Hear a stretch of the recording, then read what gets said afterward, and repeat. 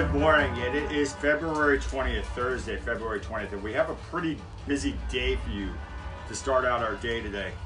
The Amarok Cramden Coach family has reached out to us to clarify the recent false statements that were said about them in the devastating fire Friday night in the town of Livingston. These statements were made by Chief Paul Johns of the Livingston Pumper Company, number 1, and the Hudson Register Star and the Hudson Valley 360. Livingston Fire District Chief Paul Johns, quote, as published in the Register Star, it is likely the fire could have been discovered earlier if that building had working smoke detectors. People won't spend money for lousy smoke detectors. You know, as thankful as the Amarok family and all the families are, and everybody in the community is, for all the fire companies, it has caused many problems for this family with that false statement in the Hudson Valley Register Star, Hudson Valley 360, and by the Chief Paul Johns. They're also asking a simple apology from Chief Paul Johns of the Livingston Fire Company and a clarifying statement in the Hudson Register Star. If the chief or the reporter from the Register Star were to ask the family about those smoke detectors before releasing a false statement and publishing it in the Register Star, they would have turned over all the smoke detector records and test results of the in-place alarms as were provided to, like us, to start your day with yay. On our webpage, we did a full story on this. You can go on there. There's numerous GoFundMe pages set up for the Ike and Megan family, the Kyle and April family, and the Amarok family at the Cramden Coach garage. So, this garage has been in business for a long time. They provide big coach transportation throughout the Northeast.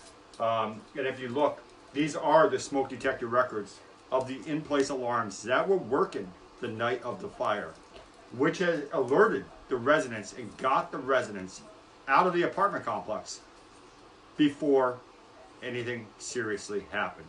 We do want to thank the Livingston Fire Company and all the other fire companies for your hard work on that very cold night, the water freezing up in your trucks and everything else. But we are asking the Register Star and the Livingston Fire Chief, Paul Johns, to put out a correct statement and publish it in the Register Star to clarify the records of the smoke detectors. That's our story from Livingston, New York today. And let's move right on. We have a lot of notes today, so bear with me here.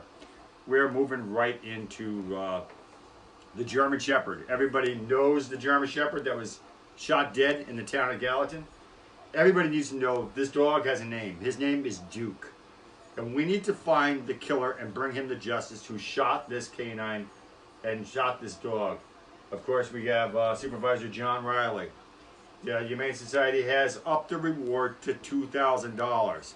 So we need any and all tips coming to us, coming to the New York State Police, whatever. We need to find the killer of this dog, Duke, the beautiful 2-year-old German Shepherd down in the town of Gallatin, and we need to bring that killer to justice. So flood New York State Police with phone calls down in Millerton, Troop K, flood them with phone calls, and have them find who is responsible for killing this beautiful dog, Duke. And moving right along, John Reilly. I feel like I'm picking on you lately, but it's not really picking on you. I have got so much communication with all the residents in the town of Gallatin, New York. And the newest questions they're asking, and there's numerous questions that are coming to us about the town of Gallatin, New York. And one of those questions is, should the town of Gallatin have a new town hall and community center? And the questions that are being raised, and there is a meeting scheduled for this Friday night, February 21st at 5:30 p.m. to discuss the options. Well, John, many people are reaching out to us over you, Supervisor John Reilly, and the town of Gallatin. And we, along with the community, are paying attention to any and all development within that town. The questions raised, and we're going to bring you some of the questions that were sent to us. Are these existing venues? Are there existing venues that could? I'm sorry, I'm having a hard time reading my own writing here.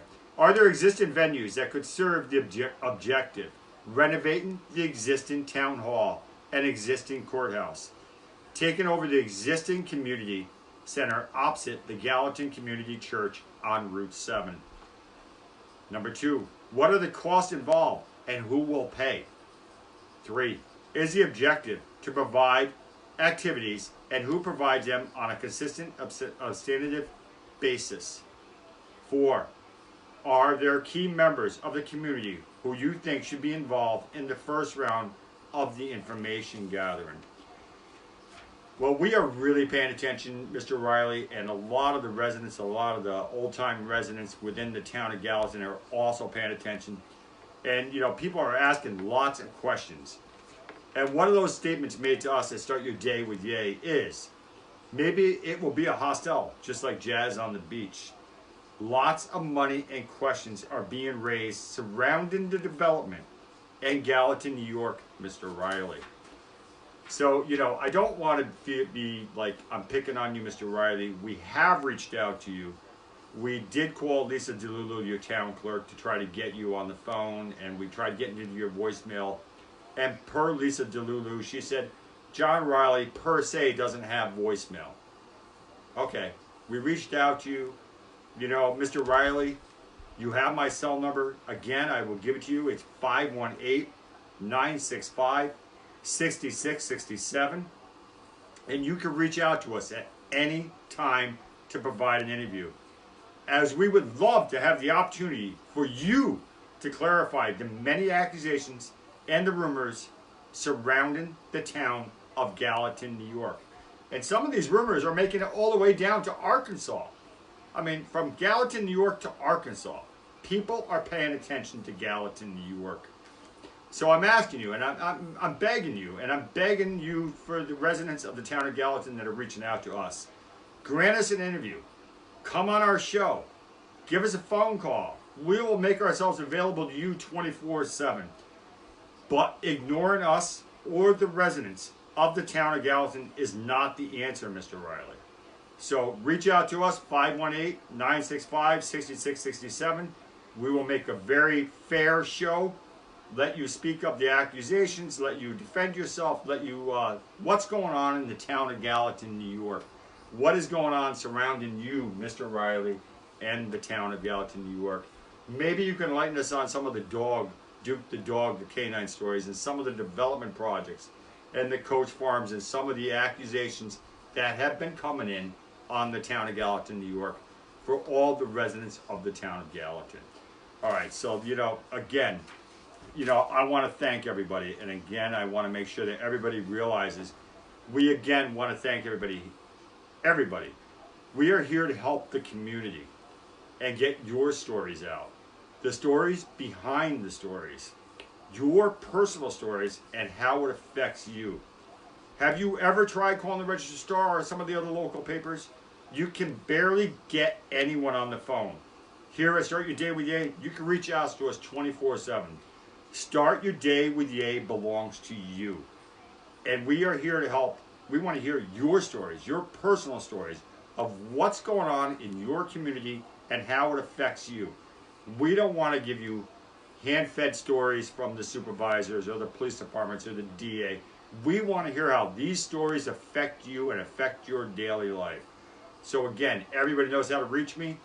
Yay_Jeffrey@iCloud.com.